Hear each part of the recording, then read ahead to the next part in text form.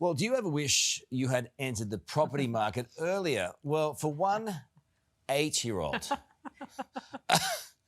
it's hard to say. Putting us all to shame. That achievement has already been ticked off the bucket list. Ruby McClellan has been coined Australia's youngest homeowner, and we are joined live in the studio by Ruby and her dad Cam. Welcome, you property tycoon, you, Hey. Ruby. Thanks for having us. Nice to see you. Fantastic. How'd you get started, Ruby? It's very hard with these cameras, isn't it? Yeah, I'm going to come back to you in just a second. But this is an interesting concept. Instead of putting your money into other things, put money into it for one of your kids.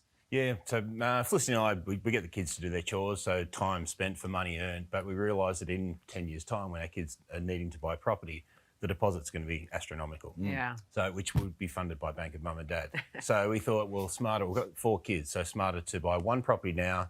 It's well chosen, let it double in value, and I control the trust, so it's the structure set up, so there's no fighting among siblings. Then we pay the tax, split the profit, and the kids have got enough to get started, but not enough to do nothing themselves. So at least it gets them on their feet. I mean, I think you're right there when you talk about the Bank of Mum and Dad, because so many kids are having to rely on that these days. As you say, starting so early for Ruby, it gives her a head start later. What do you look for, though? I mean, you're not buying in prime real estate, are you? No, we look for a good balance of yield and growth. So I've got a company that does about 19,000 hours analytics each year, so it's not a finger in the air to pick a property. The property we chose for Ruby is on the outer suburbs of Melbourne. It was a new house and land package that we put together. It was about 600,000. We bought it 2 years ago, and it's valued at about 940,000. Wow. So the kids have done well.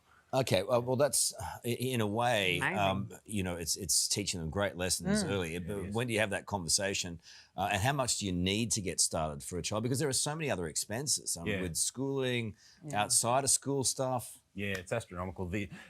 Today's day and age is about 120,000 sort of to get into the property market as a deposit. You obviously need income, which kids don't have, so we're funding that.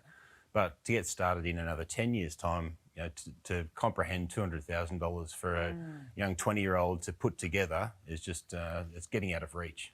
And that's the thing. I mean, there are so many 20-year-olds or, even younger trying to get a house out there who can't. I mean, Ruby might do some chores for a bit of pocket money. They're working real jobs and they still can't get in. Yeah, correct. Yeah, I worked multiple jobs back in the day. I didn't go to a cafe till I was 25 and sold my car and rode a bike for 9 months to get my first deposit together. So you've got to make sacrifices. The good news is, too, that you've got it in a trust. I mean, because the reality is I've got 2 daughters, beautiful daughters. You never know when they're going to meet some lecherous bloke.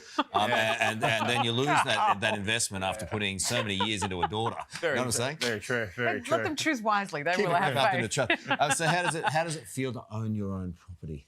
It's pretty cool. Yeah. And where would you like to live one day yourself?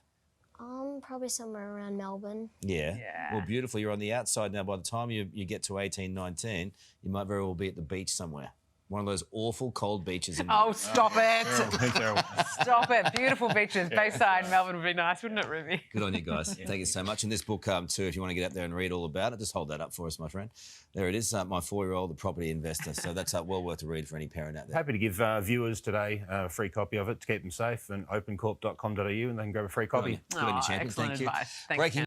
Welcome back. For many Australians entering the housing market, as we've just seen Ruby doing at 8, now they can feel like an unreachable dream, though. Our new government scheme could help buyers jump right in. For more, we're joined by Today Money expert Effie Zahos. Hey, Effie, Effie. good morning. So tell us about this Help to Buy scheme. Yeah, this is definitely for people that don't have a dad like Ruby.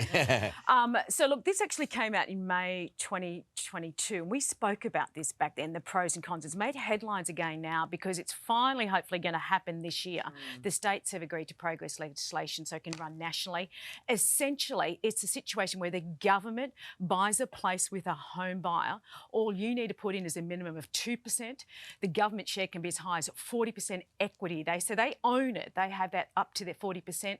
So essentially, you only need a bank loan of 58% of the purchase price. So it ticks 2 boxes. You don't need a big deposit, and your mortgage is lower because you've got a partner buying this It place. seems pretty strict. There are a lot of rules around it. Are there flaws as well? Absolutely, Carl. And this is the thing, these products are so complicated. And look at the New South Wales version, and the reason why it hasn't been successful is because it's so complicated. This one's a little bit better in the sense that eligibility is not limited like the New South Wales one is. But the big problem here is that the income caps apply. You can only get this if you're single and you're 90,000 or a couple of 120.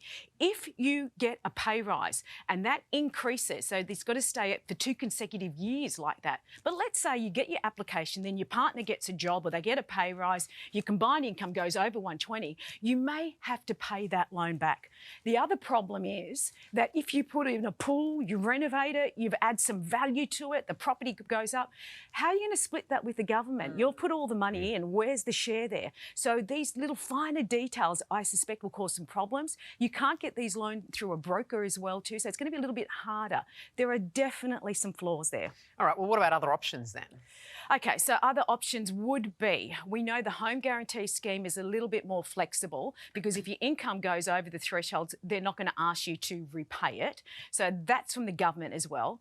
Shared equity schemes already exist around the state. WA's got a great one. It's been quite successful. 70-30 is the typical split. It could be like 60-40. So see if you can qualify for those as well.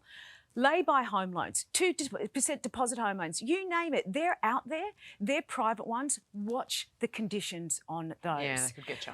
The problem is here, there is so much choice, it's confusing, but it does not solve the problem of affordability to do with All right. supply. No, true. Well picked apart, Neffy. Thank you.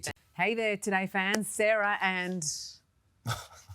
What's my name again? Oh my goodness, Carl. Hey, thanks for watching our YouTube channel, though. Subscribe now for more news, special reports, and amazing Aussie stories. And Carl misbehaving, Whoa, of course. that never happens. always happens. What's she talking about?